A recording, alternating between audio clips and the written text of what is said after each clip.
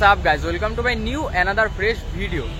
ইতিমধ্যে তোমরা এর আগে কিন্তু বরানগরের আরেকটা এপিসোড দেখে নিয়েছো। এটা হচ্ছে সেকেন্ড পার্ট বা নতুন একটা দ্বিতীয় কোনো পুজো আমি কভার করতে চলেছি বরানগরে। তো আমি এই মুহূর্তে রয়েছে হচ্ছে বরানগরের বন্ধুদল স্পোর্টিং ক্লাবের মাঠে।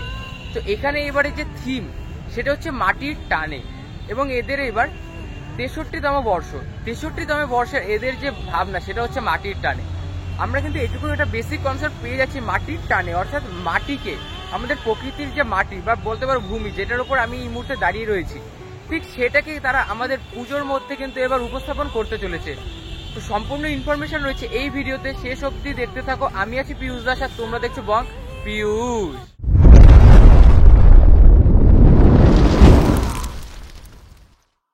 তো চলো শুরু করছি আজকের ভিডিও। তো ইতিমধ্যে কিন্তু এই হচ্ছে এদের প্রস্তুতি পর্ব, দেখতে পাচ্ছি যে এই প্রস্তুতি পর্বের মধ্যে কিন্তু বাঁশের একটা বেসিক স্ট্রাকচার কিন্তু ইতিমধ্যে প্রস্তুত হয়ে গেছে। তো চলো ভেতরের দিকে প্রবেশ করি এবং দেখি যে সমস্ত প্রস্তুতি কিরকম ভাবে এগোচ্ছে, এবং আমরা ক্লাব মেম্বারের থেকে জেনে নিতে চাইবো যে এদের মূল ভাবনা বা এরা কি কি আকর্ষণ বা চমক আমাদের সকলের সামনে তুলে ধরতে চলেছেন। এই মুহূর্তে আমরা একদম প্রবেশ করে যাচ্ছি হচ্ছে মূল পুজো প্রাঙ্গণে, এবং আমরা প্রবেশ করলে যেটা দেখতে পাচ্ছি সর্বপ্রথম ফার্স্টে কিন্তু এখানে একটা মাচা টাইপ করা রয়েছে।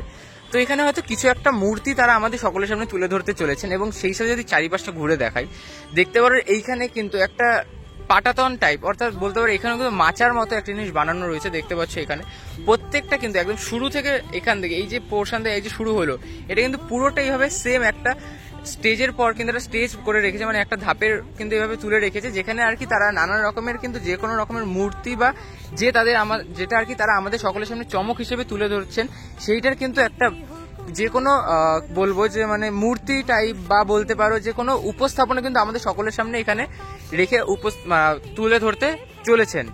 আর এই বছর এখানে যে থিম মাটির টানে, তো আর ভেতরে তো আমরা এখন প্রবেশ করছি, অর্থাৎ যেখানে মূল মাতৃ প্রতিমা থাকে। তো এখানে আবার দেখতে পাচ্ছি যে এখানে একটা বাঁশ দিয়ে কিন্তু দুটোকে ঠিক ভেঙে দেওয়া হয়েছে, মানে বলা যায় যে ডিভাইড করে দেওয়া হয়েছে।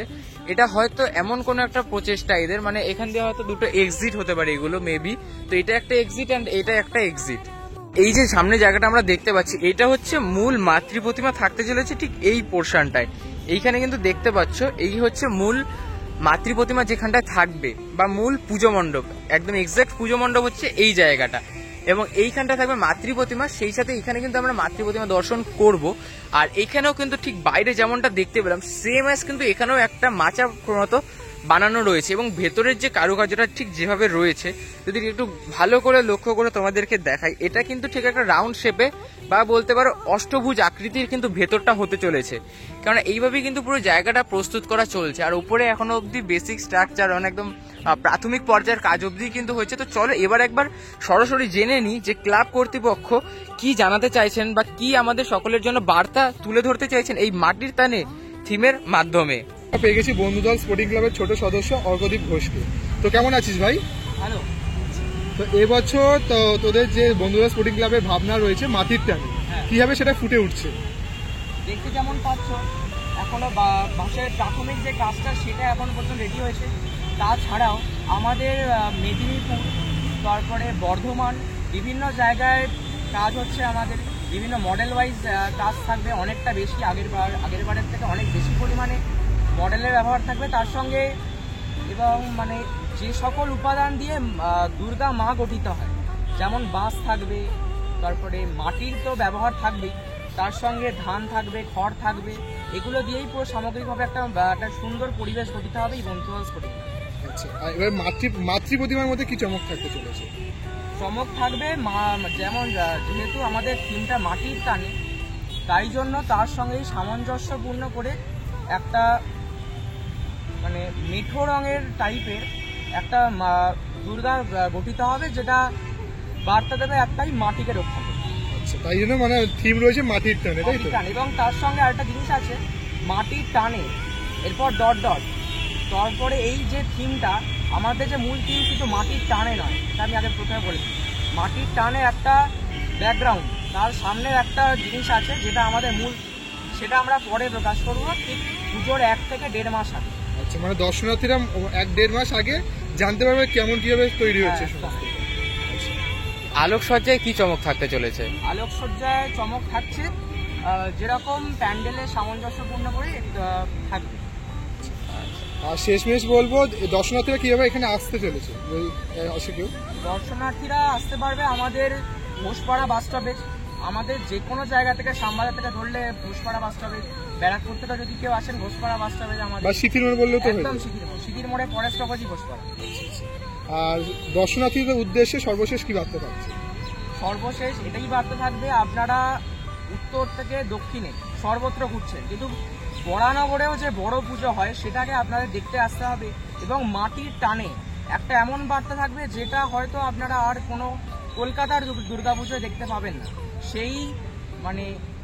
সেই প্যান্ডেলটাকে সুন্দরভাবে আমরা ফুটিয়ে তুলছি এখানে, ভাবনাটাকে, মাটিকে রক্ষা করার বার্তা থাকবে। তার সঙ্গে আর একটা অন্য বার্তাও থাকবে যেটা হয়তো দুর্গাপুজোর ফিল্ডে আর কোনোদিনও দেখতে পাওয়া যায়নি।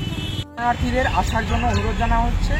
আমাদের উদ্বোধন তৃতীয়া ঠিক বিকেল 5টায়, তৃতীয়ার দিন হচ্ছে।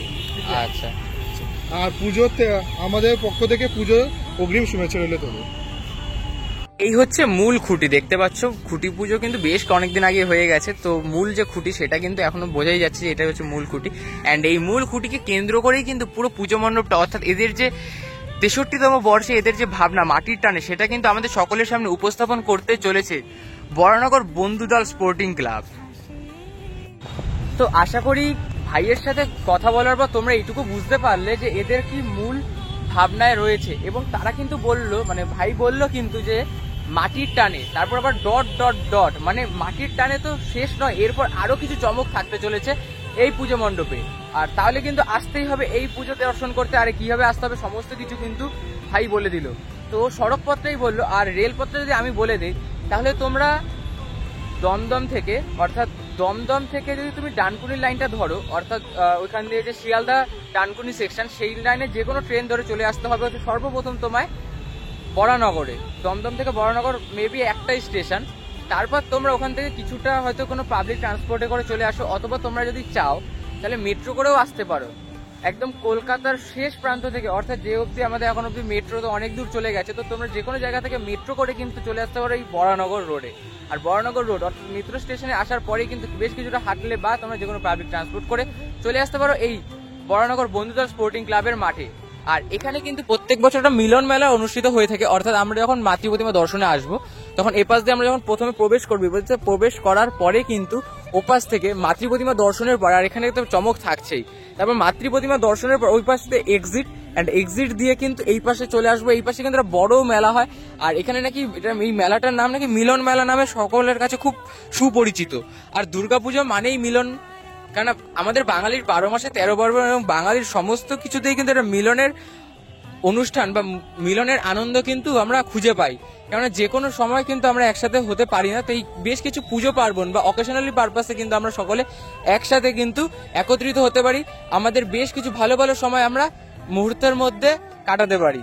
সো আজকের ভিডিওটা এই অবধি, দেখা হচ্ছে নেক্সট ভিডিওতে নতুন কোনো আপডেট, নতুন কোনো পুজো, নতুন কোনো তথ্যের সাথে। ততক্ষণ জন্য টাটা, টেক কেয়ার।